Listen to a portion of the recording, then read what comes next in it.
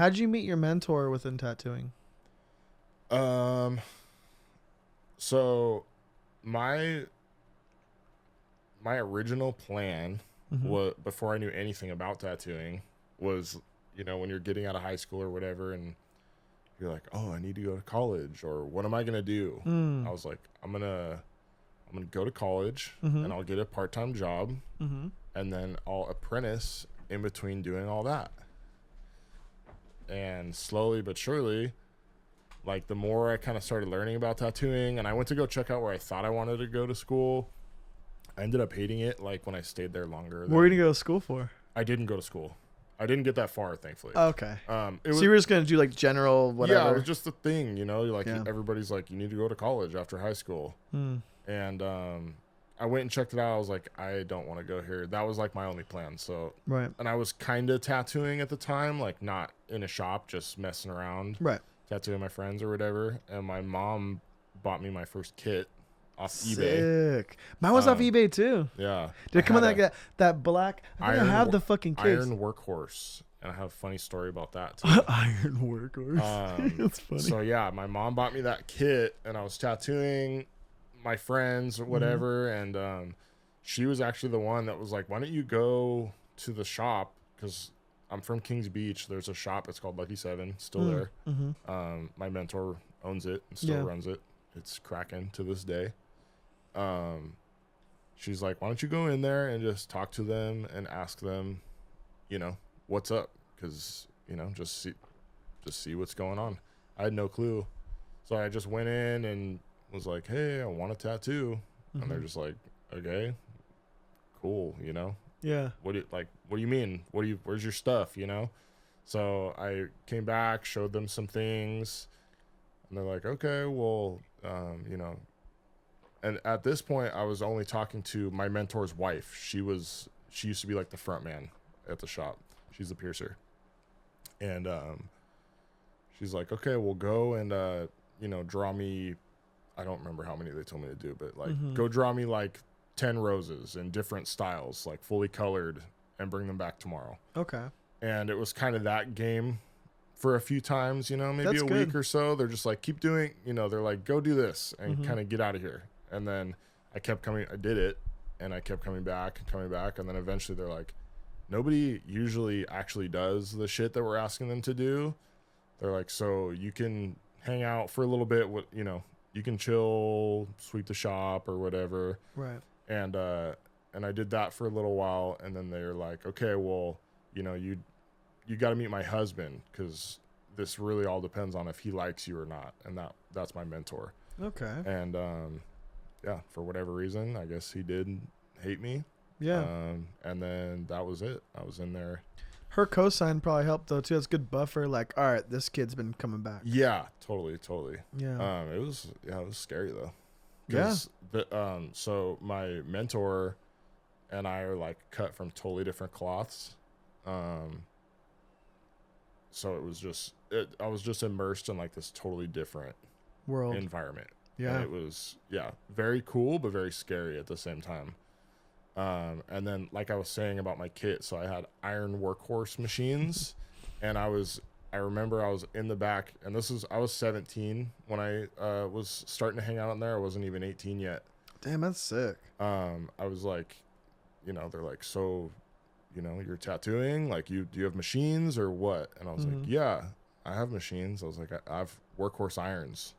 And they're like, no, you don't. I was like, dude, yeah, I have Workhorse iron machines. And they're like, you're fucking stupid. There's no way you have Workhorse iron machines. And I'm like, fuck you guys. Yes, I do. They're like, okay, go get your shit and bring it in here and let us see it. And looking back at it now, it's funny because who knows what, like I would have expected them to now take it and, break it or not give it back to me or whatever, because I was scratching. So I went and got it, showed it to them, and they're just clowning the fuck out of me because it's Iron Workhorse. It's not actually, Workhorse irons machines. So that was funny. And then my mentor, for whatever reason, was like, he's like, man, these are fucking pieces of shit. Yeah. And I'm like, oh, okay. Like, you don't know. I'm like, they kind of make tattoos. You know, they worked for me. He's like, I bet you I could tune these up and make them like run really good. And I'm like, okay, you know, go ahead. You know, if you want to mess with them, go for it. So I remember he fucked around with like the liner or whatever and was tuning it, playing with it. And he was all stoked on how he got it to run. He's like, man, I could do a fucking tat with this thing. And then I was like, you can tattoo me if you want, you know? And I was 17, not old enough. And he ended up tattooing my thigh. What'd you get? That night. It's like a little rose. Oh, classic, yeah. Yeah. It's super small. I think he just outlined it because I remember I filled it in like later down the line. That's funny. But it was cool. I didn't pay for it. Yeah. It was just like a cool little first experience. You know? Had you already thrown tattoos on yourself at that time? Yeah. The first tattoo I ever did was on myself. Yeah. So bad. What was it? It was an octopus on my upper thigh. That was so embarrassing. A tattoo I would never, ever get now. Yeah. I hate nautical stuff. I think I have a little octopus on me. I'm pretty sure. I did it. I have a little tiny one. I think that my mentor did backwards. Sick. A little. Mine was pretty big. Really? Like I think it was like Oh shit. this big, but I had it really high up on my thigh so my boxers would cover it so my parents couldn't see. Do you remember that dude? Like he was in all the magazines back in the day. Mike DeVries, like the realism guy. Oh yeah. Do you remember that chest piece he did on that bald girl Jinxie? She had a color realism octopus went across her chest. I think so. It was like orange. That or sounds whatever. familiar. Yeah. I remember like that blowing my mind. Like it was on all the magazines, and he was so clever. Like he would like find the movie poster for like Godzilla and like tattoo that image before the movie even came out. Oh shit. So it'd be like trending on whatever websites and blogs, and it'd be in the magazine. And he was really clever and ahead of his time with marketing of like doing those tattoos at the right time. Yeah. And then doing them as good as anyone could possibly do them at that time. Sure. And them not looking like tattoos and blowing your mind. I remember that was the first time I was like, that doesn't even look like a tattoo. Yeah. And then now it's kind of why I don't like them, because it doesn't look like tattoos. But I remember at first I wanted a giant Pacific Ocean octopus across my whole front. Damn. Tattooing was oversized at the time Imagine and if you had crazy. that for real So right glad now. I didn't, dude. It would just be blasted over with Yeah, a bunch of just a giant shit. backwards T-shirt fucking tat. You know, like it's just I don't know, it's hectic. Yeah. I mean, no disrespect, that dude's fucking talented. I just Yeah, it's just I don't know that I'd want to wear it. You personal know? taste. Totally. Yeah. Yeah, he's great. I couldn't do any of that shit. Yeah, fucking incredible. Like, yeah, I remember I messaged him on MySpace, and he like wrote me back, and I was just a little kid, and he wrote me. It was some small talk, but I was like, oh, he wrote back. Ooh. Yeah. You It's know? important. Yeah, it was really neat. It's like a celebrity. I didn't know I'd be like a tattoo or even think about that. Even when I started tattooing, I just thought it was punk rock. I was just like, I'm gonna, you know, I paint my patches and I sew them on, and then I pierce myself and I tattoo myself, and it was punk rock. You Totally. know? Yeah. DIY. Yeah, for real. So then, so how long were you there before you scooted on down to San Diego? I think I worked there for 3 years. Okay, yeah. Give or take. Yeah. Somewhere around there. And then you went down to where were you at first? Church of Steel, or where'd you go first? Yeah. I know your fucking resume. Yeah, dude. I know you. I met you like a year after My that, or dark 2 years days. after that, I think, right? Yeah, I think so. Something like that. Yeah, I think I met you 2016, 2015, 2016. So I quit Lucky 7. I quit where I was apprenticing at. Just because Being an apprentice is hard. You're young. yeah, it was that, and then there was a lot of pressure because the shop is very family oriented. It was a very strange dynamic. And I think that they wanted me to be like the young dude that learned there and then that retired there, you know, where they could retire and I'm the shop owner. Right. And I had totally different intentions. And I didn't know, you know, when you're young, you don't know the politics of tattooing, like where, you know, if you're going to learn somewhere, obviously they want you to work for them and make them money. Yeah. I didn't get that at the time, you know. I didn't understand that because Absolutely I was just a kid, you know? Looking back now, it's like, oh, damn, they gave me everything, and I didn't even really recognize it. Yeah, I mean, thankfully, we're on good. I've tattooed the fuck out of Russell, and we're good friends now. Everything's cool. It's all squashed, so that's good. But I had to quit because I was just dealing with crazy anxiety and like, I just wasn't doing good working there. So, and I needed to leave. Because Tahoe's kind of like, it can be a black hole, I think. Like if you're born and raised there, it's just, it's good to get out. You know, I think it's like it's almost town. like an island. There's just nothing. Yeah, it's so comfortable that you don't want to leave, and that's bad, you know. Yeah. To a certain extent. So, we had a falling out or whatever, and it was Russell's a scary dude. Yeah. And he's like, if you tattoo anywhere near here, he's like, I will find you and I'm breaking your hands. You'll never tattoo again. Yeah. And I was like, okay, respect. I'll go to San Diego. Yeah. What's the farthest I can go in California? Yeah, totally. I don't even know why I chose San Diego. I had no connections down here whatsoever. Yeah. I had no friends or so I had grandparents that used to live in San Diego, and I think like I used to go visit them, and I just liked it down here. So maybe was like, oh, yeah, I'll go there. But I had a buddy that I lived with up there that wanted to move as well. So we like caravanned down here. Oh, cool. And like, I remember we like camped under an overpass and shit when we were like, we had nowhere to go. We were just kind of scouting stuff out, I was looking for work, and then we were looking for a house to rent. So we were kind of going back and forth, and then finally moved down. And then I met, I don't know why, but I don't remember how I met that dude from Church of Steel. But he promised me a job for whatever reason. Like he was like, yeah, for sure, you have a job here, so when you move here, let me know. So I worked there for a little bit. Only place I've ever been fired from. I got How'd fired you get at fired? Church of Steel. You don't have to say. I'll say, I don't care. Run it. It was the shop was set up weird anyways. It's more of a piercing shop that did tattoos, right? Yes. 100%. Already weird. Already not my thing. Yeah. So it was ran where the dude was in the front. We were all in the back. We were unable to talk to our customers until we were tattooing them, basically. So you're just like, I don't know. I don't even know how to explain it other than that. It was strange. You're flipping Krabby Patties in the back. Yeah. Thank you. Yeah. I'm working on a McDonald's. So he comes back and he's like, hey, there's somebody that wants a tat, blah, blah, blah. They want a cross. I'm like, okay, cool. And then he goes, and then they want a name with a banner and wings and blah, blah, blah, blah, blah. And they only have this much money. I'm like, oh, well, it's not enough. You know, they want too much. Right. And basically he's like, so you're gonna let these people walk out? You're not gonna tattoo them? I was like, no, dude, they don't have enough money to get tattooed, you know? Yeah. And that was it. He called me a princess and then fired me that evening, giving me my drop. Damn. He said, good luck, princess. I like that line. It's a good line though. Yeah. Yeah, so that's the only place I've ever been fired from. But that's okay. Then after that, I went to Midway Tattoo, which was also in San Diego. And that's where I learned how to tattoo for real. Because it was like a real walk-in shop. It was open till midnight, I think.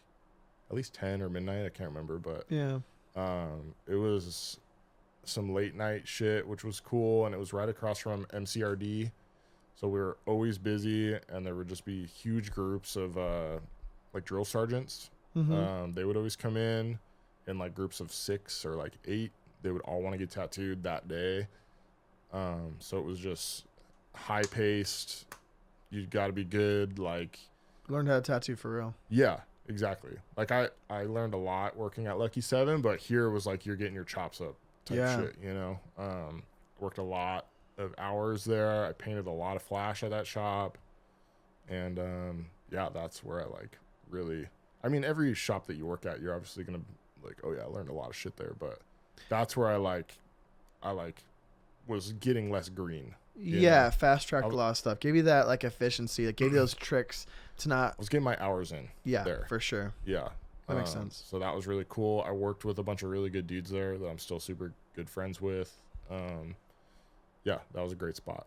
And then from there, then I ended up at Sailor's Grave for a while. That was cool too. I learned a lot there. Worked with a lot of cool people at that shop. Met a lot of good people. San Diego was rad.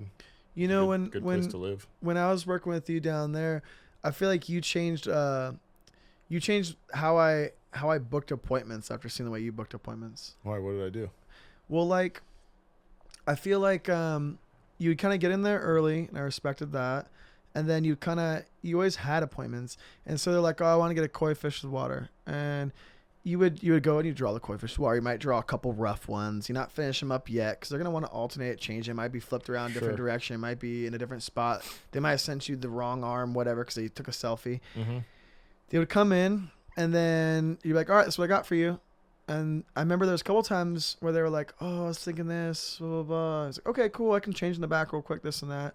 No, I wanted this. And they show you some shit that wasn't accounted for, that you didn't have time booked for. Yeah. That was like unreasonable at the time. Yeah. And you're like, okay, cool. I can get you in. It looks like I have time in 3 weeks. And they're like, well, I want to get tattooed today. It's like, well, you booked time for today. I drew you what we're doing today. This is what we agreed upon then for today. And now you changed it today. So I could book you for another day, Sure. And they'd be like, oh, well, okay, I'll get the thing. Which, of course, they wanted the thing. They liked you. That's why they picked you and your thing. Yeah. They were just having a last-minute, thing, or they were looking up shit. They were going off in the wrong direction, running astray from what they came in for you to get that day. And so it's exciting. They're just like, well, maybe I need to add a little. Right. I'm already going. Maybe they can just throw a little something extra on there. But you were able to, stop them in their tracks without being rude. And you're able to mask it under being reasonable and make it make sense for them.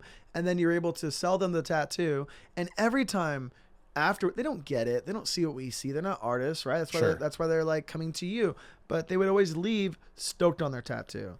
And I did things the hard way. I didn't know how to book appointments. Like, my mentor was old school. He'd been tattooing for generations of people. They came to him like, I want to get this portrait of this person, and he would hand stencil it, tattoo it on them. There wasn't really, and he had books for everything. Like, I want to get a cross, all right, get the cross book, and then he get that cross book, get the real picture of that rose, put over, boom, custom, done. And he would put his flair on it as he went, and they just trust him because they've been tattooing for 27 years at that time. And I was Geronimo Rivera, about to see Marcos Filogran draw these big line drawing things and color studies, and it would be kind of doing too much for them, but we had time. Sure. And then Tino would just be able to he was a machine. He was just constantly drawing lettering, so he could draw it on the person. He could whip up 5 different fonts or typography, hand styles, whatever you want to call them. So I didn't really have an example on how to draw for an appointment that was accessible to me. And I felt like I would have them, I think I'd have them DM me, and we go back and forth more than we probably should. Sure. And then they would send me all the images, and I wouldn't know what they liked about each one, and I wouldn't know how to mitigate it or how to narrow it down. And so it'd be a lot of back and forth. I drew this, can you change that? I drew this, can you change that? Blah, blah, blah. And then it just felt like as I started getting busier, it's like, this is far too much back and forth for one person. If I'm going to do 3 tattoos a day, I don't have time to do that. And so seeing your process made so much more sense. I'm like, well, and the biggest thing was well, you don't show them beforehand? And you're like, no way. You can't. Yeah. And I was like, well, then how do they know? And it's like an in the moment thing. Yeah. And I think I think confidence has a lot to do with it too. You got to kind of just be able to tell them, it's like, look, like you said, it's like, dude, you're coming to us. This is our job. Like, I want your tat to be better than you want it to be. Trust me. And you need to listen to me, because it's going to be, the more you listen, the better. I'm the professional. Totally. Yeah. Without, and you can't be a dick when you tell them that, but you got to be nice. You worded it right, where it changed my shit. And so then after that, I think I would draw so much to where I didn't have to draw anymore. So it's like, if someone wanted to get a scorpion and I had time, I'll just draw scorpions all fucking day. Sure. So I come in and say they booked a scorpion, I'm like, all right, this big, $200. Yeah. All right, cool. And then they come in, or they want to see it in advance, and I would just be like, oh, I'll show it to you when you come in, because we don't know how it's going to fit. I want you to get set on something that doesn't even fit. Like, you buy some pants, put them on, they don't even work, That's a good way to put it. Let's figure it out together, I get really lucky, and a lot of people don't ask me. Well, I mean, I don't know how it used to be. I don't really remember, but now nobody's like, hey, man, can I see my drawing? But that's confidence, because I have that now. But you give them people, because honestly, dude, yeah, like I said, I'm either drawing it on or I'm getting to the shop like an hour before your appointment and I'm drawing your tat. Yep. I'm not drawing your shit 2 weeks before. Yeah. I'll tell them that too. It's like if I'm doing a couple tattoos a day, so I have 30 tattoos this month, how can I draw them all up at 30, that moment? You're 30 people back in line. Yeah. So exactly. And shit changes. I had someone cancel on me this morning. Thank God I wasn't drawing shit. You know what I mean? Dude, anytime I get ready before an appointment and draw, like even the day before, it's a curse. They don't come. Yeah. It happens every single time. Yeah. And I'm not even exaggerating that. Yeah. It's happened a couple times this month. I don't do it. It does not work for me. Well, since I got so specific on where things went, and because I remember before I didn't really have that, because the client's like, I want this here. Okay, I put it there. Before I started changing how I worked in that regard, now it's like if I do draw the thing they want, it's not going to fit where they want it. So 9 times out of 10, I'm just like, I want to know roughly how big of the thing they want to get is, how their budget is, what they want. And then if they send me the bootleg offline, you know, then maybe before the appointment, I'll trace their thing line for line. I'll do mine, and then I'll pull a cool one off the wall. And I'm like, yeah, you can. Yeah, and I'm like, all right, cool. Here's what we got. You know what I mean?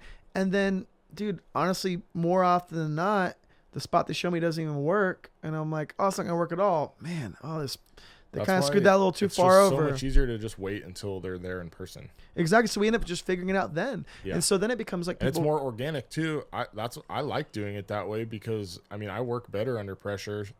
Always. I don't know why. But well, you're also inspired. I think even just drawing before the appointment, it's like you know how you're gonna shade it. If you draw some shit 6 months ago, you're like, why'd I even draw it this way? Even a week, dude. Yeah. I'll look. If I drew something yesterday and look at it today, I'm going to probably draw it different today than yesterday. Yeah. So, yeah. And when they're there, it's just like, okay, it's time. It's go time. You know, I can't fuck around. My customer's in the lobby. Yeah. I need to draw their tat and do it. And over time, once you do it enough, like if they're coming to you for say an eagle, like you know what they want because you posted what they wanted. Like you know what eagle they liked. You have eagles. You're like, cool, here's my eagles. You know what I mean? Like, here's the menu. Pick from it. Yeah, it's always weird when it's like, oh, I want an eagle, but, like, I don't want it like how you do them. Right. You know? Because I've had that, too, and which is cool. Nope, that's fine. Whatever you want. But it's like, well, why am I tatting you then? If you're... Right. But on the other side of that coin, it's like they're paying. So I think also a lot of people, to give them... To play devil's advocate, to be client advocate today, I'll say that I think that they don't see style. They don't perceive that. So what I mean by that is like when I first started liking tattoos, like I love The Simpsons, right? So if you show me 4 Bart Simpson tattoos and one's like some weird, you know, new school warpy, like 4 different fucking yellows for no reason. And then one's like a punk rock stick and poke and one's like one line from the show. I'm gonna like all of them because I like Bart Simpson. Yeah, true. That's right? a good way to put it. So I don't like tattoos. I like Bart Simpson and I want a tattoo. Sure. How you do that's up to you. So I think you could, and I have some good friends like who will have like one of my best friends has some like shitty like traditional rose on his Apple Watch like screensaver. So he has like a little rose on his wrist. Yeah. And I'm like, who did that fucking rose? And he's like, I don't know. It's just, I thought it was cool. Yeah. And I'm like, I got cool roses. Like, why don't you put on my fucking roses? Like, I just found a rose, put on there. This one's cooler, dude. Yeah. Sorry. But it's a rose. Yeah. It's outlined. Sure. What more do you want? Yeah. It's just a rose. Right. So we see it different. We see it different. And that's a problem. We can't expect them to see what we see because they're not in our position to be able to perceive it that way. They're not staring at roses all day. Exactly. So I think the problem when you're more green in tattooing is that you give the client more credit than they deserve. Like you go back, you think control. You give them the controls. You think they know best when in all reality, they don't know how to tattoo. Yeah, totally. You know what I mean? So then I think once you've been in this thing, I don't know, say 4, 5, 6, maybe 5 or 6 years, a good amount of time to be able to understand that. And I think that's when at least that's the amount of time it took for me to get on the other side of that. Sure. You know?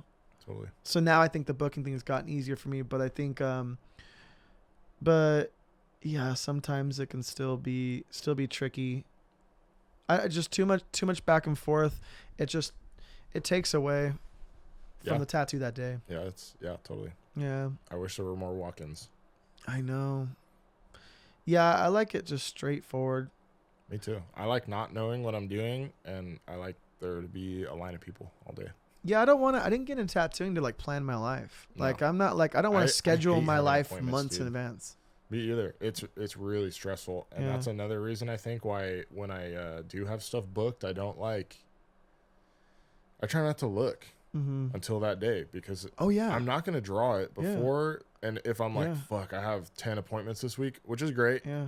But it's like a burden on you. Well, it's like you bought my time. You didn't buy my mind space leading up to that time. Totally. So I'm not going to give you that time because you didn't purchase like every single waking moment until that time. Only a couple hours. Yeah. So I'm not like, and that happens all time. Friends, you know, my wife, what we got going on tomorrow? I'm like, I don't know, find out tomorrow. Like I just don't have time for it. Yeah. I think it's just been so much easier. To do it that way. Yeah. Because when I moved here, like I have a cool little office at my house that I was like, I'll get up early and I'll be able to draw my appointments and like I can do all my stuff in my room. I just do it at work.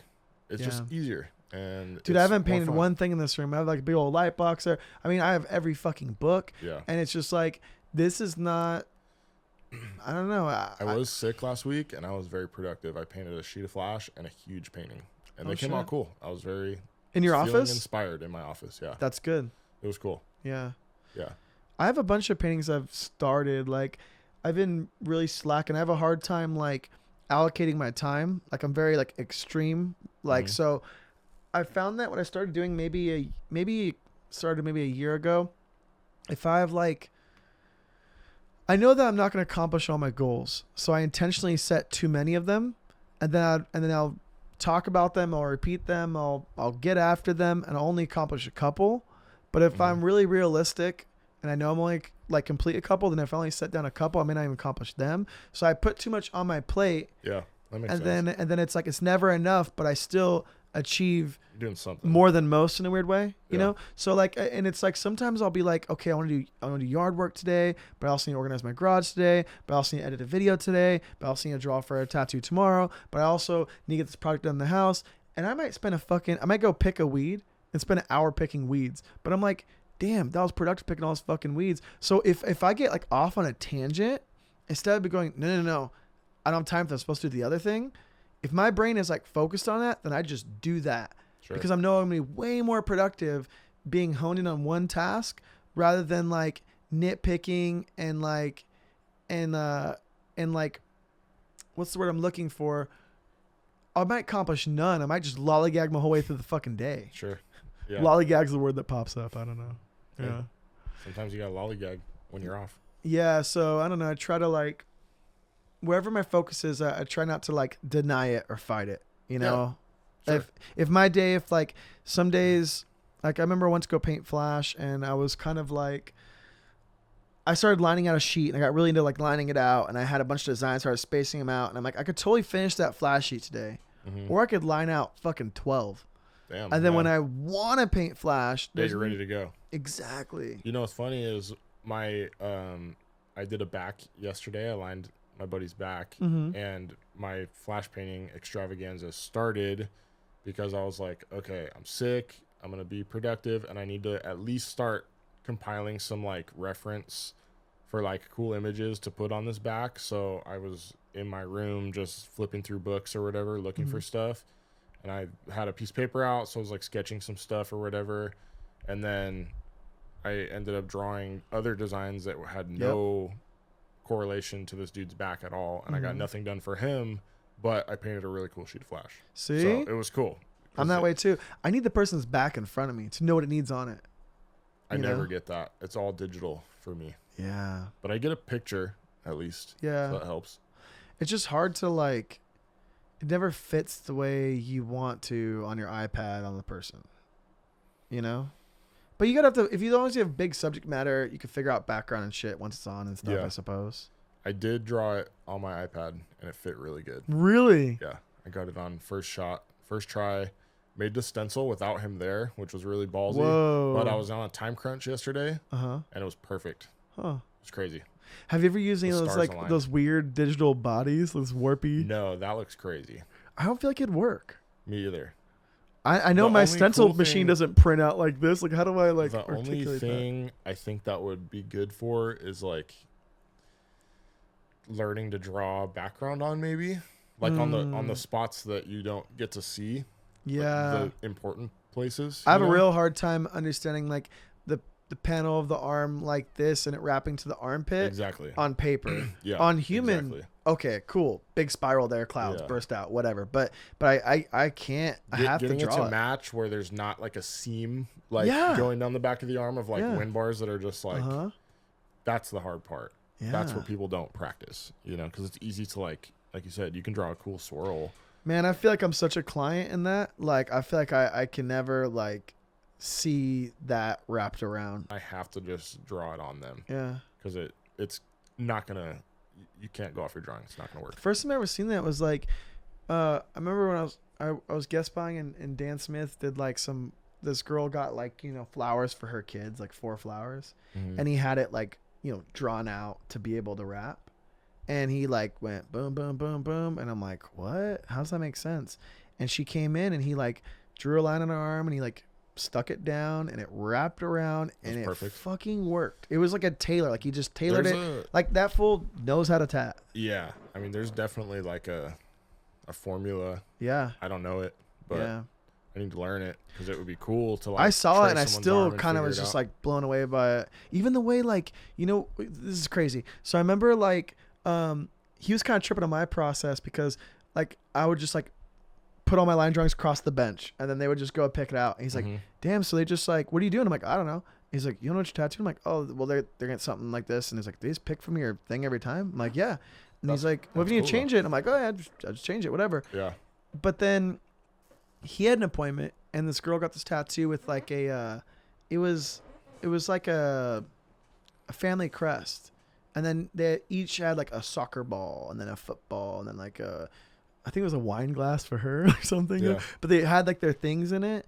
And it was the type of idea where they're like, oh, I just want to get this one thing with like a lot of ingredients in this bag that don't fit. Yeah. And I would really pull that back and try to convince you into just like, if you want 10 tattoos, let's give you 10 tattoos. Like, you want a sleeve? Now we know how to make a sleeve, right? Totally. And you know, when you watch like those shows like LA Ink and Miami Ink, the client would be like, I want this and that.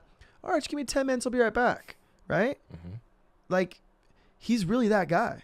Oh, really? Yeah. He's got it like that. That amount of time. Yeah, like, I watched that happen. Yeah. And I was like, holy fuck. And I remember, like, I kind of like was like, oh, really? You're going to blah, blah, blah. And he's like, yeah, you know? And I was like, damn, like, I asked a question, which I think he perceived as stupid, of like, man, why would you do like that? And he's like, I'm a tattooer. It's my job. Yeah. They want that. I do that. Totally. I love that. Yeah, and I feel like I feel like Tim Beck's had that too. Like he could really do that. Like I worked with him for a week, and this guy came in. He wanted like a suit of armor down his arm. You know what I mean? Like I don't know, fucking Viking or whatever. What do they call those? The on the horse. A knight. A knight. And he like wanted this like textured shit. And he just drew like a line down the arm and like some V's where the shit was gonna go, and then he set up like that dude's machines. He had a toolbox, at least like, I don't know, man, hundreds of machines. Yeah. Like he couldn't pull the drawers out of the way because his shit would tip. You know what I mean? Yeah. And he'd be like, oh, I'm gonna use this Neotat and then this old Mickey Sharps, and I'm gonna use this for the week. And no rhythm, no rhyme, could tattoo with anything, any fucking time. And he I think that dude was the best walking tattooer. Oh my God. Ever. Yes. Like in our generation of tattooing, like that dude could do anything and make it look cool. So he did this guy's arm. He priced it, I don't know, appropriately. Maybe it was like, I don't know, $800, $900. It was big, right? It was big. Yeah. And it's something that someone could totally overthink. They could totally look up, you know, knight in shining armor images. This wasn't his first fucking one. He's done these things, obviously. And you know, I'm doing like a little $200 tat. Yeah. I think I did like 2 appointments, like $200 each, $300 each, something like that. Banged out whole fucking half sleeve on this dude. And he just like lined it, and then he just did like a bunch of soft shading with a big mag, and then he had the rotary and skipped across skin a bunch of dots and give it the beat up texture. Yep. and he made it like so easy. Like I was looking at so wrong, and he had it figured out so right, and it fucking still blows my mind. Yeah, no, I know exactly. Tattooing made easy. He had all the tricks. Yeah. Yeah.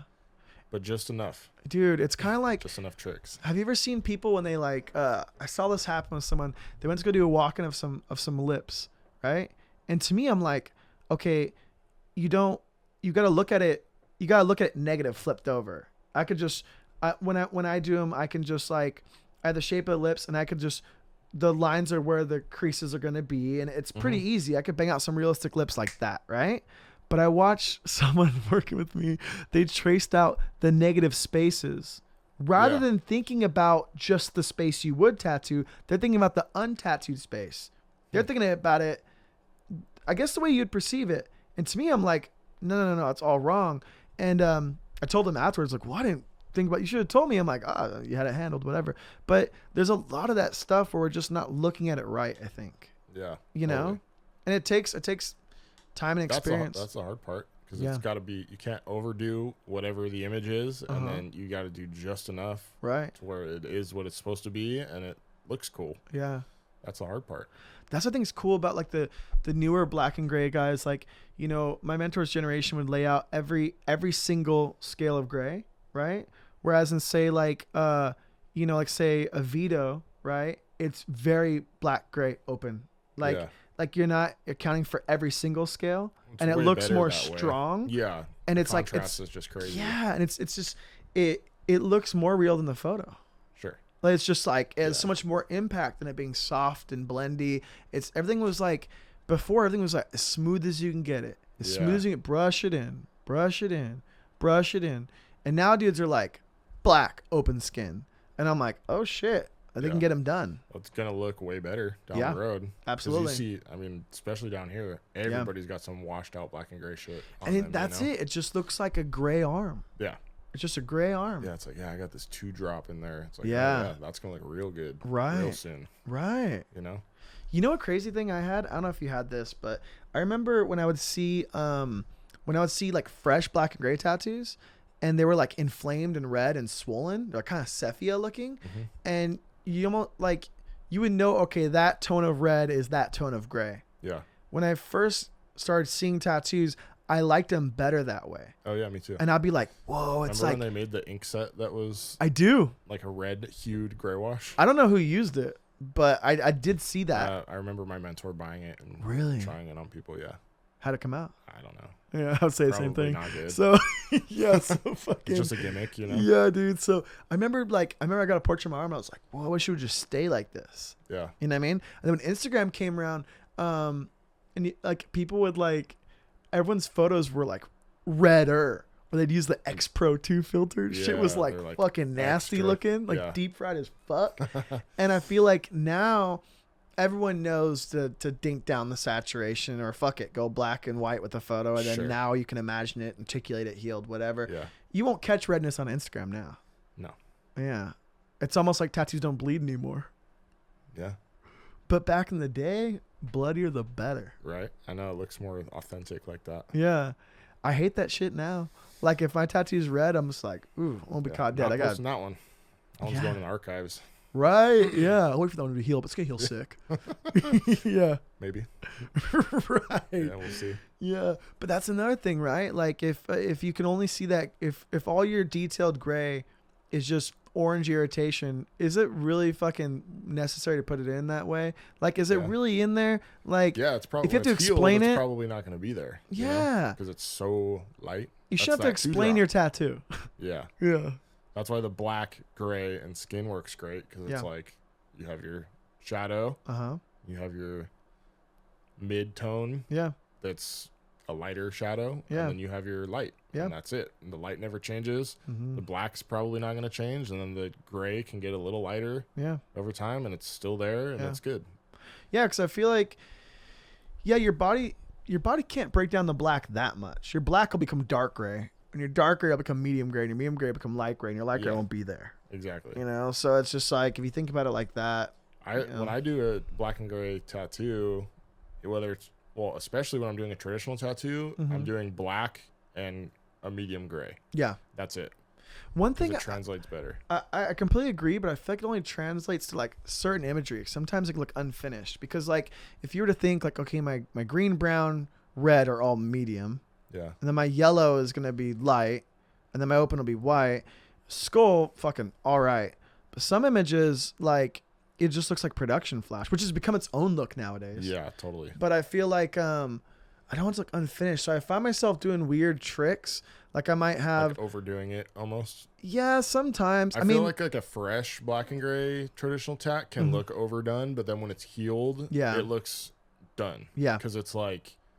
There needs to be something there because there should be some color or something there. I definitely have to have a wash in it. I remember like maybe 2013, whip shading was super popular. Like not like so much anymore. Whip shading. Yeah, for sure. But there was even like that whip shaded Instagram. Do you remember that? Oh, it's called whip shaded. And I feel like it was a competition of like the more texture you can get. Yeah. And it was like, I want everything to last. And I've gotten away from that where it's like, I want some stuff to fade. I want delicate parts to be delicate. And I want bold parts to be bold. I want to be okay with that blowing out, but I want to anticipate that fading out. Yeah. And there was tattoos where I'm like, I can only use black. And so I don't know why I fucking got that rule in my head, but I'd be like, okay, I'll just whip the black lighter, but it's still fucking black. If it's in the skin, it's just going to be black again. It's black. Right. And I'd be better off making that light area, just water it down so the body can break down a little bit and it could be in there and fade rather than blow out thicker. Like I'd rather some of this delicate stuff be delicate and some of this bold stuff be bold. But if everything's black, if everything's bold, then that tattoo looks really fucking old really fast. Yeah. I have a skull on my knee that my mentor did, and he used straight black. And it's super smooth, light gray. It's crazy. But he learned to tattoo on vacation. So he was. But I also feel like if you don't have super soft skin, you can't get that. Like that technique wouldn't work on a tough hand. No. You know what I'm saying? Yeah. Like you gotta have because I mean, not all skin can like hold that skippy, whippy light. Yeah, and some still has to get in the dermis. Some spots it just grabs, like it's just gonna go in whether you want it to or not. Even if you're doing it super light, And oh shit. I think no matter how long you're in this game, there's always mystery within it. Like I did this, like the Peter Pan silhouettes on my wife's leg, right? Like they're flying up, or whatever. And I did it like just bold, like 5 round, filled in with the liner, solid. And then I did like some single needle, like little twinkles, like finessed it, right? And the silhouettes look the same. And then like out of the twinkles, a couple of them like disappeared. A couple of them were there. And a couple of them blown out fat as fuck. But they didn't blow out till like 6 years later. Like it was a fine line for a long time. Crazy. And then just one day it was just like. Yeah, one day it just popped. Yeah. Done. I mean, it's just like. Shit hit the fan. Dude, it's crazy. I don't know. It's weird. Like, so after your time at Sailor's Grave, you decide to move to Fallon to be closer to home with Johnny, and you open up Loser in Love. Yes. Yeah. And then you were part of that for how long? A couple years? I think I lived in Fallon for like 4 years. How was that? It was good and bad. Yeah. Yeah. But you're so isolated. I mean, it's almost back to like why you left Tahoe in a way. Totally. Yeah. It was a small town for sure. And it definitely had that vibe. And it took a while for it to like feel like that. Because, whenever you move, it's new at first. And it's kind of exciting and different and fun. But eventually it got very small towny. Yeah. And, it's so small where it's like you go to the grocery store and it was really busy there. Yeah. I tattooed a lot of people in Fallon. So you go to the grocery store and it's like you see like 5 of your clients. So kick me down with the idea behind deleting your Instagram at that time. I don't really know aside from the fact that I was like, all right, this is not ad break. It's just a little time to take to say thank you to my channel members.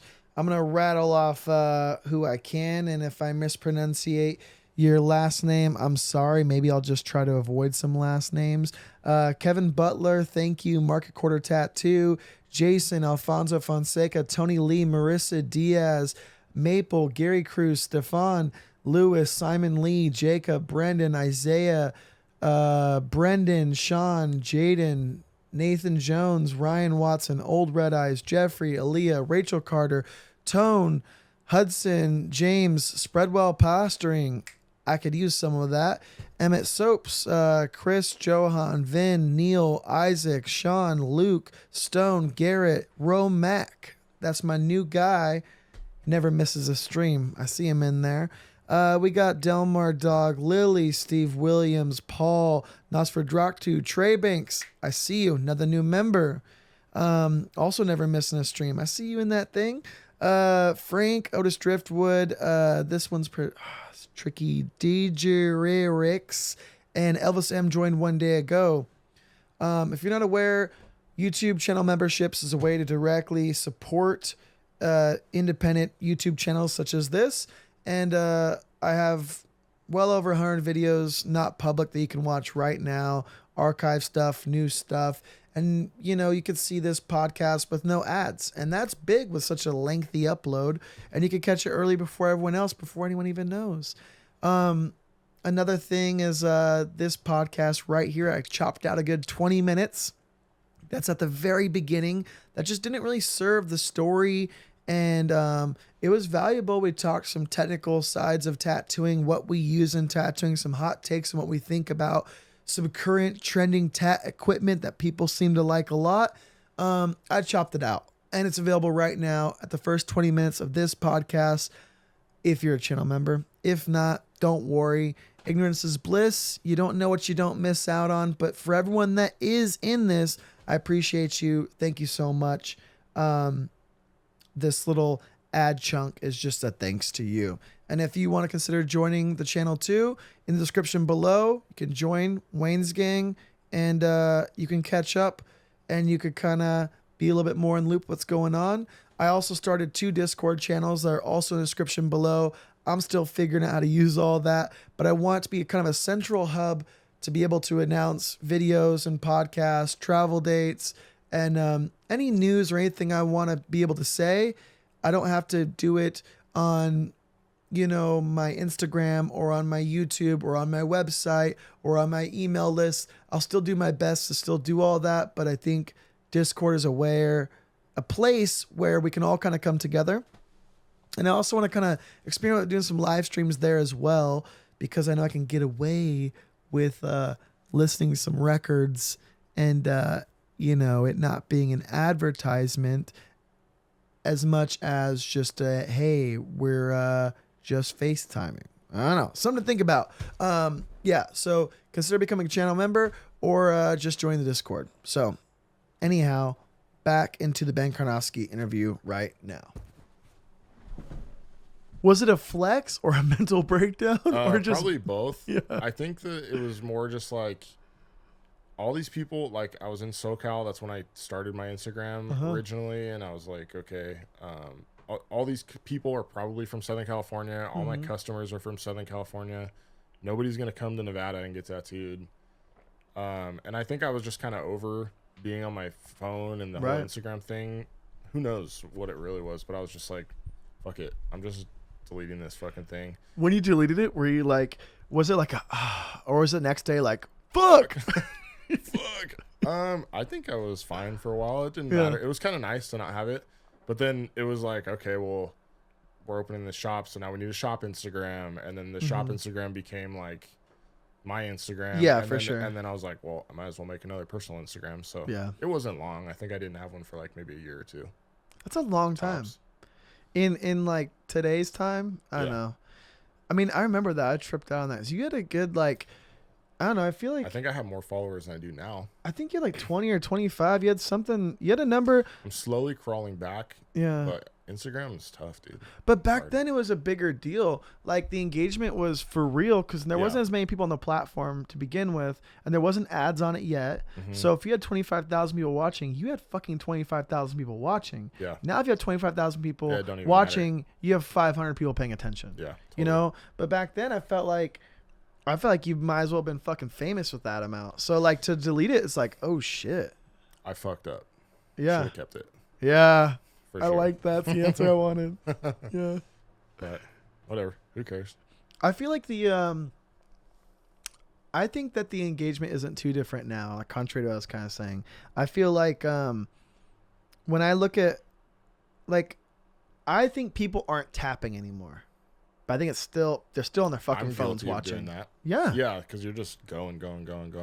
Because that's the new dance. That's the TikTok, the reel, the short is just going. Watching it. It's just watching it. Because there's tons of stuff like, oh, I like that, but you don't like it, or don't comment, or don't follow it. Because why would you? It'll pop up again, whatever, you know.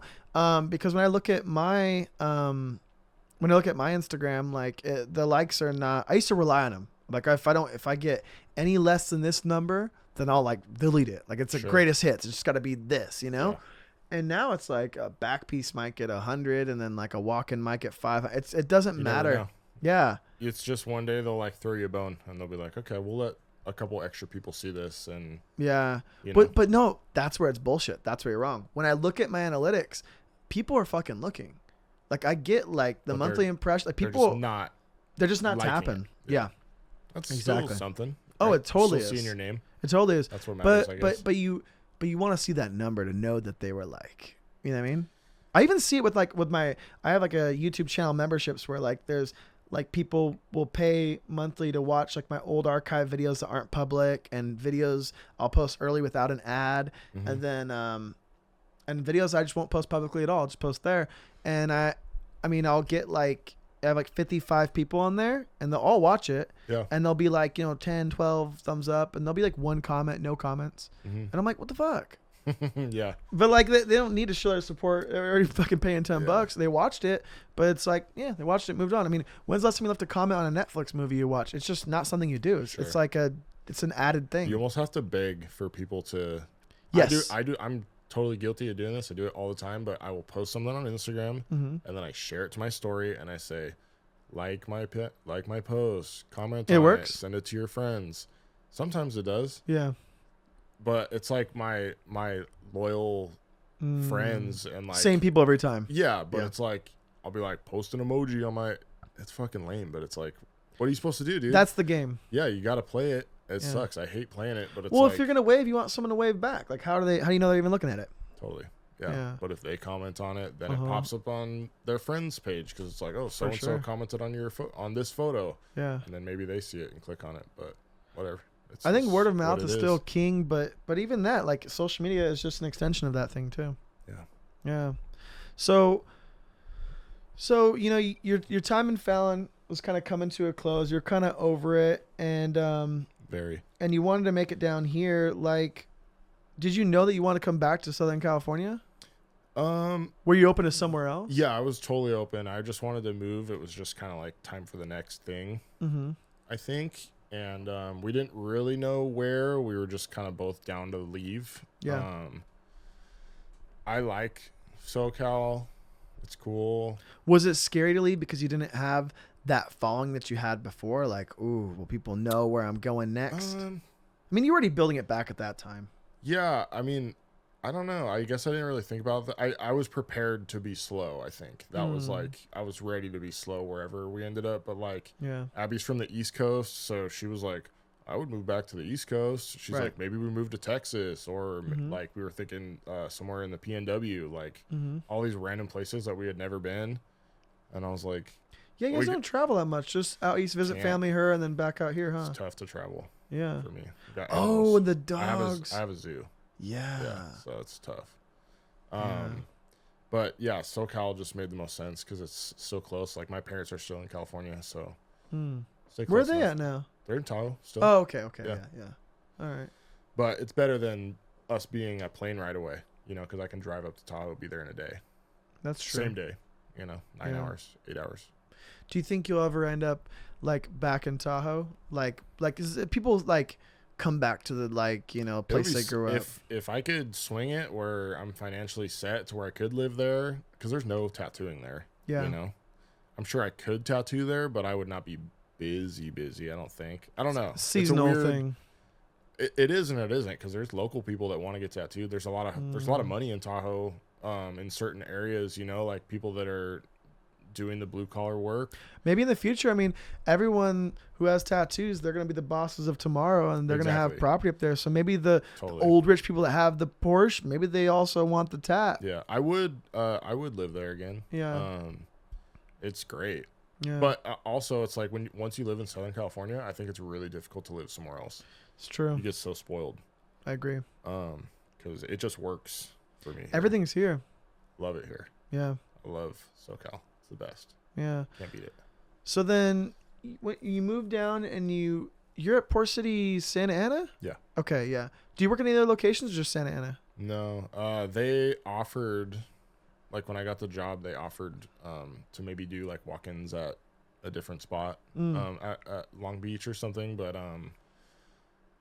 luckily I didn't need to do that. Yeah. It was pretty so when I was trying to move down here, it took about a year to find our space. And I was coming roughly like once a month. I would come down for like a week, stay, work, and then look for a pad.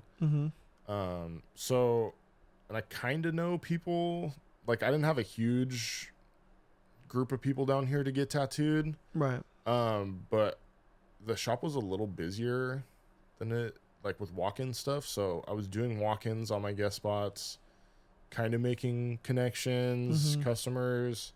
And then when I got here, it was kind of like I was already working at the shop. It wasn't a huge wait, like it was good. It's been steady since I got here. Well, I feel like when I used to guest spot, it's almost like you got to put out the thing saying you're going to go, and then you leave, and they're like, oh, do you still have time? I'm like, I already left. Yeah.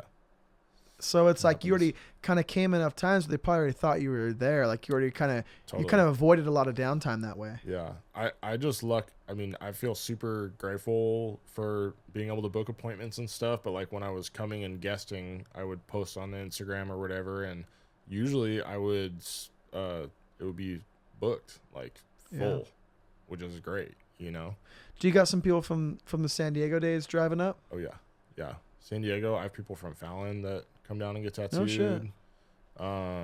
What's probably nice for them is they want to like make a weekend of it anyways, right? Totally. Yeah, it's not the worst place to come. And they go to Disneyland and go see you. You can go to the beach. Yeah. It's cool. Come to SoCal, get tattooed. Fuck it.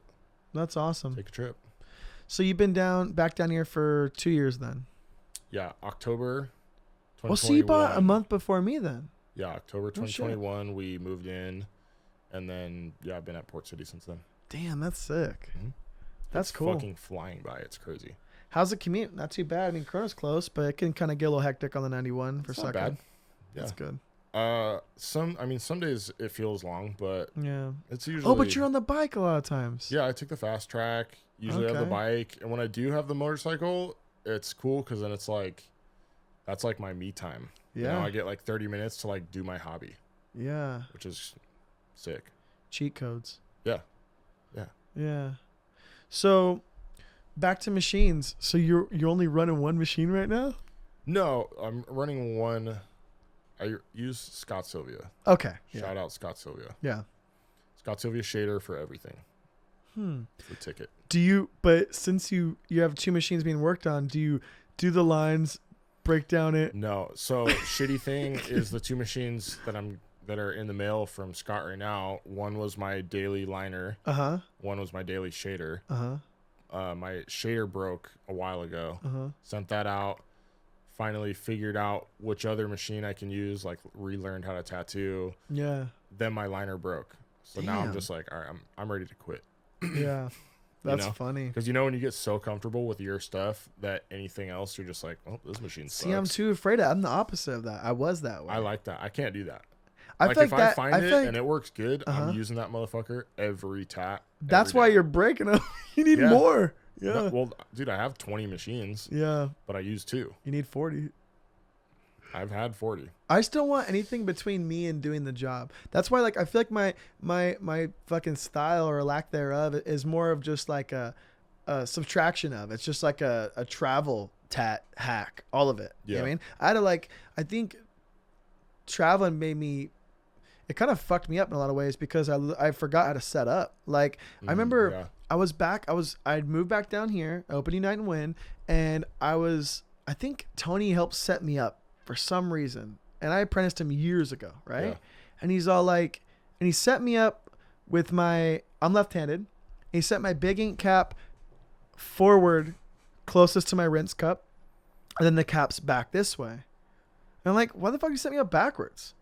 He's like, that's the way you set up. And I'm like, what do you mean? He's like, yeah, you always told me you put your black at the end, so if you dip in your black and your machine spits, it spits away from your colored ink caps. And then you come over and you tattoo. Smart, dude. Fucking, I was, but I completely forgot. and that's I'm a mess, dude. So I had that shit figured out prior, and then I think from tattooing left-hand stations, right-hand stations, just using whatever ink caps they had and whatever rubber band and paper towel, fold it 4 times, use as a grommet. Like it didn't matter. I just need to bring my client to me, have my steps somewhere near me, inks on my knee. I'm not tripping on it, just getting the thing done. Mm-hmm. When it came down to finding how to get comfortable in my spot, I forgot my way because I didn't have a way. My way was wherever I'm at that day, you know? See, I'm the opposite.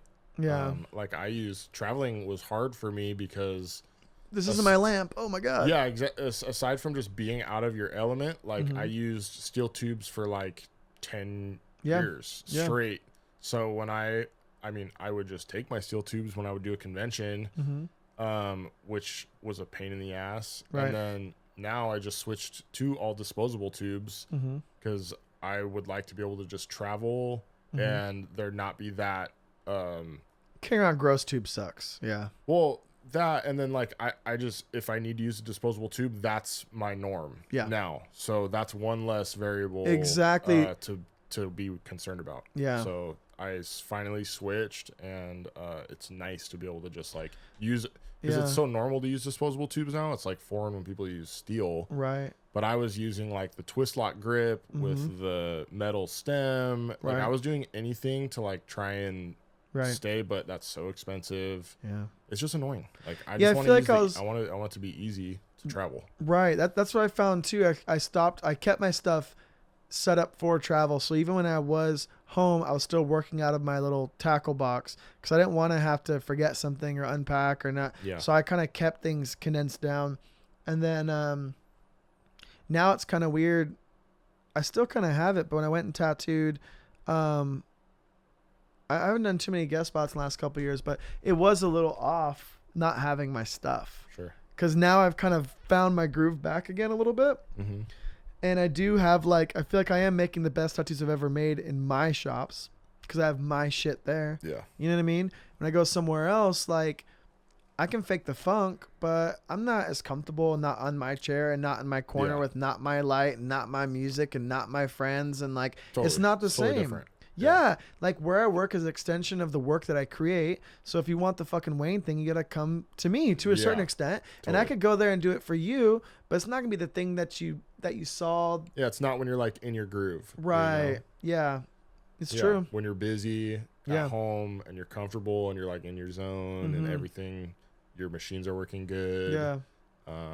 The customers are good. Yeah. You're going to do your best shit, you know? Yeah, it's absolutely true. I feel like it's kind of hard to find in between.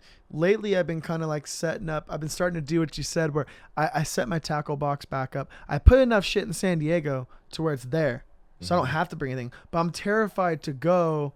And what if I don't have grommets there or something? Oh, yeah. So I've been still lugging something around, but I had a Sidewinder there that I really fucking like, and I was feeling it last weekend. So I brought it with me back to Riverside. But I kept it in the little tackle box. So then tattooing last couple of days, it was just like in my trunk. So I just used my coil machines there in my drawer. Yeah. And then now it's going to be, I don't know. Now it just has me more off because I'm not even, the machine that I liked over there, I brought it over here. I'm not even using it over here. Now it's not going to be over there. Yeah. So again, I just have to have shit everywhere. I just want to be able to have enough stuff. Like if I have a collection of a bunch of shit, I just want to put half of it over there and half it over here. Have too much shit there, too much shit here. So when I go to my other spot, it's a nice surprise. I haven't used that thing in a while. Yeah. I know I have stuff I like there. I know stuff I like here. Totally. And then as for the box of stuff, a lot of it is sentimental. Like this one, I brought this around the world. Then this thing's broken. Like the button's broken. The display doesn't work. The magnets have broken off. But this thing's been with me to England, to Australia. It's been across 30 states. Yeah. And I could get it fixed. Freedom Electric? Yeah. Best, worst power supply I've ever had. Oh, they're the best. It's the best. It's only the worst because it's Mine's the one that doesn't always work. Unplugged. Yeah. My shit is always unplugged. Dude, I popped this shit in my pocket of my apron, and I'm Damn, wireless, baby. That's smart. Dude, I'm I've out never here. done that. I love it. I have a tray now. I tattoo off of a little tray. Yeah. But I have my power supply on my tray. Uh-huh. It's the best. Yeah, I love it. I'm trying to keep it as like this as possible. Like I don't want to be. The U-turn is a bad move. Oh, it hurts so bad. Yeah. Yeah, you lose a lot of time doing that. A lot of time. Yeah, I'm trying to streamline that shit. Yeah, exactly. Sometimes in my setup shit, I've figured out really clever things and really clever hacks, but I've also found out worse ones that took me away from that, and then I forgot the good thing that I'd figured out in the past. Sure. So trying new shit's cool, but maybe that's the benefit of being set in your ways as you, because you know what you're doing every day. Maybe. I don't think I've ever tried any hacks with setting up. I don't really care. I'm a tat hacker. Everyone knows it. They call me a hack around town. Oh, there's that hack again. And I'm like, oh, hacking the mainframe. Please, man. Yeah, that's you know. They also have this other word for me, like scratcher. I don't know what I mean. Oh yeah, I've heard that one. Scratcher, hack. I've heard it all. Yeah, that's you. Making me blush. Yeah, I don't know. Like, I think it's the quest for like more. Like, you want to buy the next thing. You want to try the new shit. I've tried to move away from it. Like I said, try to just like, I need it when I'm tempted. I have it in the box. Sure. But my drawer, I try to keep it pretty condensed. When it starts getting full, that's when I decide, okay, I might sell a couple of these. I have a memory with this one. Put in the box. Yeah. You know, I had a cool display thing in here of all my machines and stuff. And then I got this different stereo setup. Cardboard box? Cardboard box isn't as cool, I will say. It's a nice box. It's a fucking, dude. It's a good box. That card is that's some board. Yeah. Good box. For sure. Yeah. Who needs a display? I don't know. I'd like to do something. I thought about doing something behind you, like making little tiny things and having machines just fucking stacked up behind there. Cool. You could do like 2. Each. Yeah. Almost like these record shelves, and make like little pegs, like little metal dowels where I can just like have it mounted. Yeah. Have rows of them. That'd be sick. You know, because I have some that have notes too. Some are gifts. Some are like my first machines, or I have memories with all of them. So I don't want to give. And some of the ones I've sold, I've really regretted selling. You know. I don't think I've ever regretted selling a tap machine. Really? Damn. It's really your sword, dude. I don't really get attached to them. Damn. You got that hand poker mentality. I'm like, all right, I'm on to the next. This is deep, but I feel like I don't have anything from my childhood. I don't have many pictures and stuff like that. And I don't You're like. Just gonna give them a cardboard box full of tattoo machines. Yeah, dude. I kind of want to like remember this stuff. I want to look back on it, you know? So I have like boxes in here of like memory shit. Like I probably have some of your business cards from years ago, stickers. I keep all that shit from everyone. Yeah. I have a lot of stuff. I keep that kind of stuff. Uh-huh. I don't know why, but same reason I keep the box of machines and shit. I know it's I got always fun to look through. Yeah, I gotta clean some house. I never get rid of music. Like I have every CD I've ever had, and like I have all that shit. Dude, I got hymn CDs from high school. Embarrassing. Is it in like a CD case? Like no, I lost all the cases because that's a bitch where all on the build. CDs were probably. I know. Well, like I got the big books of the CDs, so easy to take in, take out. You know. Yeah. So I lost a lot of the cases. I still have quite a few. I stopped buying CDs maybe 2000 and like I bought them up until I was like 19, 20, 21. But around that time I was buying records and stuff. Up until my car didn't have a CD player probably. Yeah. I don't know. I think now if I'm going to purchase music, I buy vinyl. I don't buy a CD. I buy cassettes here and there. They're fun. But I want to buy something of value that's harder to replicate. You can't just burn a record on your I don't know, I just sure. And I like, you know, when I was a kid, I'd sit down and like open the CD and read the lyrics and read everything and like, well, how much cool would that be if it was 3 times the size and you have a bigger picture on there, you know? Yeah. So vinyl is cool to collect. I like vinyl. I can justify spending money on vinyl. Yeah.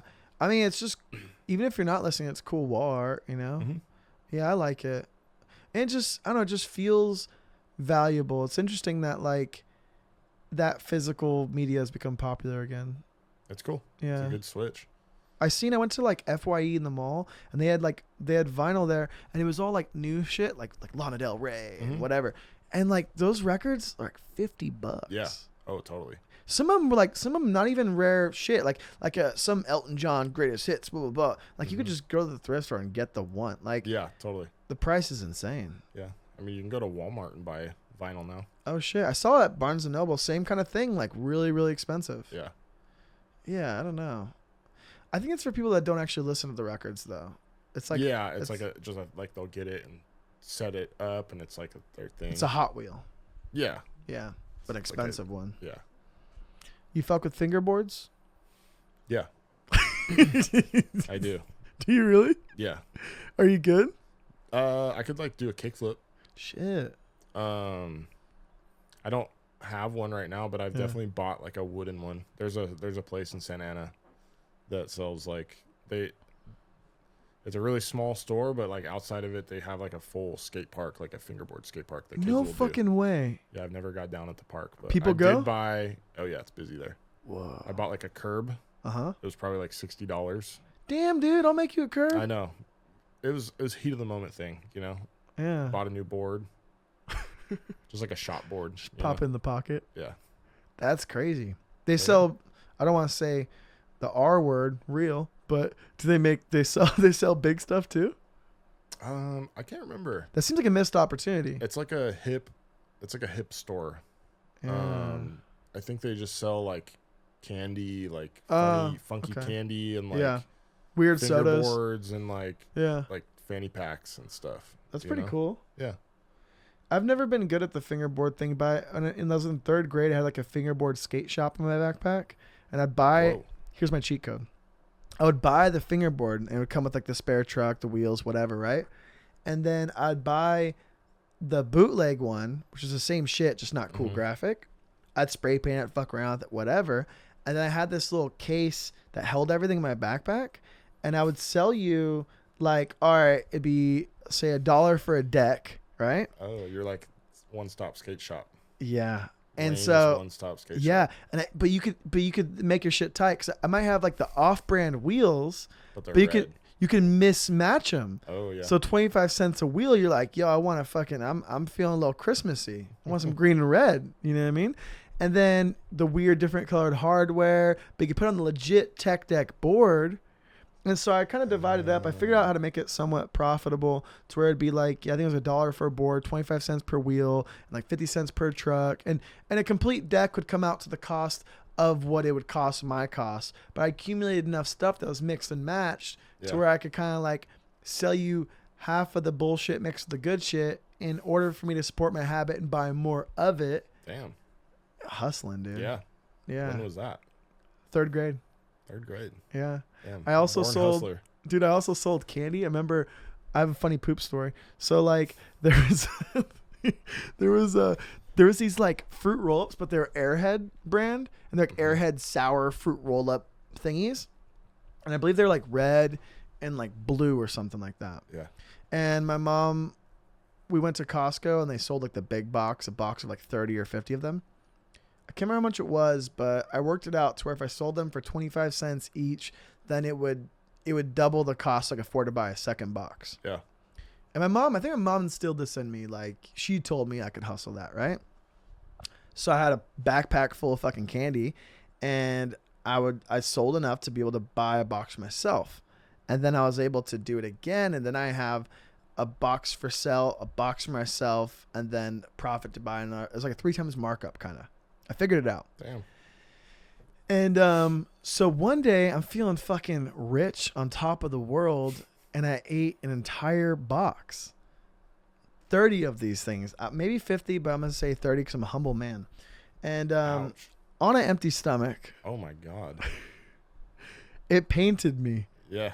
Yeah. Like, I don't like candy anymore. Dude. So I ate the whole thing, and I remember I pooped the next day, and my poop was it was like half red and half blue. Wow. Yeah. And then the next day it was like, say, half red, a quarter blue, brown tip. And then the next day, Damn. you know, half red, half blue, half brown.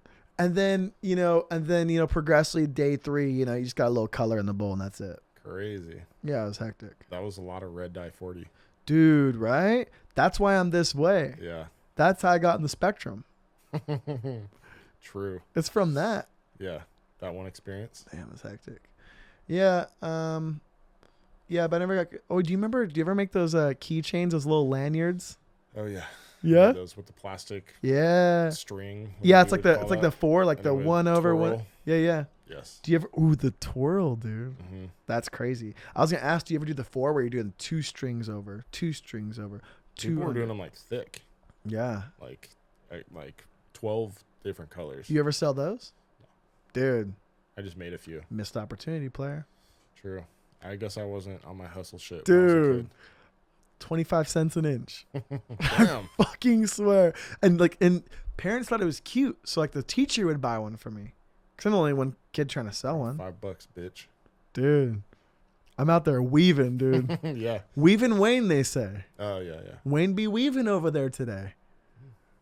Yeah, dude. You want a keychain? Come my way. I'm telling you. It was my thing that day. Smart.